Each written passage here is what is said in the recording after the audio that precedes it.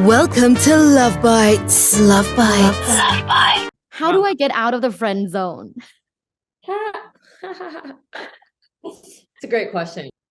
Before I get into how you get out of the friend zone, my biggest advice to men is do your best not to get into it.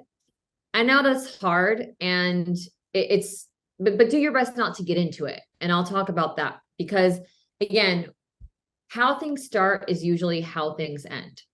Not always, but very often. So when you start off as a friend and you never really take that next step to polarize her in a romantic direction, that tends to be where you stay in her mind's eye. And it can be really challenging for women to like shift from, oh, he's a friend to like, oh, now he's a romantic prospect. I'm not saying it's impossible. It can 100% be done. I've had it be done in my own life, but it is a little more challenging. And so my biggest advice is just be mindful of not getting into the friend zone in the first place. And ways that you can do that are, I'm a huge proponent of assertiveness. I talk a lot on my channel about It's hot.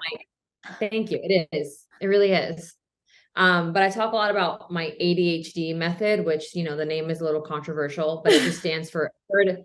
It's just easy for me to remember: assertive, direct, honest, and dominant language. Love it. And I go through like very specific examples of like assertive, direct, honest, dominant. And when you communicate like that with a woman up front, it becomes very hard for her to friend zone you because you're literally up front risking like being rejected. But then she knows in her mind, she goes, yeah, okay, he doesn't want to be friends. Now I understand.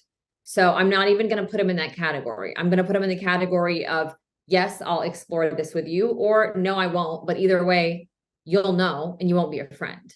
exactly. So, yeah. So that's the first thing I would say is like, just be careful not to get into it. If you are already into it, first of all, it's going to depend on how long you've been friends. Like it's one thing if you've been friends for 2 months. It's another thing if you've been friends for 10 years.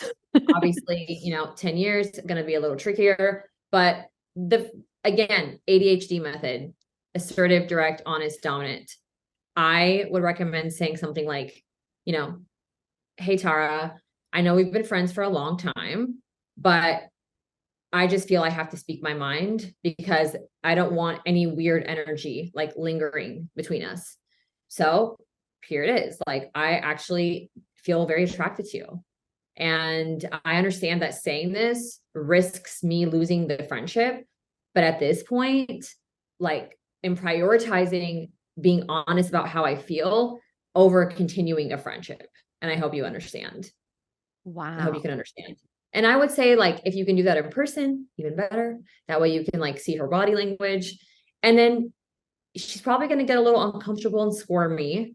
But this is where you really get to practice holding your masculine frame, where you kind of just sit there and like let her do her little uncomfortable, squirmy thing and just see what comes of it. Like, you never know what comes of it, but it's so attractive when a man can just speak his mind and not get uncomfortable because you got uncomfortable, but like really sit through it and then just see what happens. And then, you know, worst she can say is like, I'm sorry, I just don't see you that way. And you go, that's fine, but I am going to have to limit our communication then because I've shared how I feel and I'd rather reserve this energy that I'm putting into this friendship. I'd rather channel that into finding the right woman for me. Love that. Wow. Like, here's what you say exactly. Just write it down and practice it in a mirror. Okay. So, well, you did say, you know, let's say you just put your cards on the table and now you will be out of the friend zone. That's for sure. It's either a yes, I want to explore, or a rejection. How can men deal with rejection better? There have been plenty of times where I initiated and it was just not reciprocated. And what I learned over time is that, first of all, the truth is irrelevant. How you interpret the truth is what matters. Meaning, whether or not someone rejected you because they don't find you attractive, because you are, I don't know, they don't like your voice. They don't like your career path. Maybe they have someone else that they like more. Whatever the reasons are for rejecting you, there's literally a million reasons under the sun.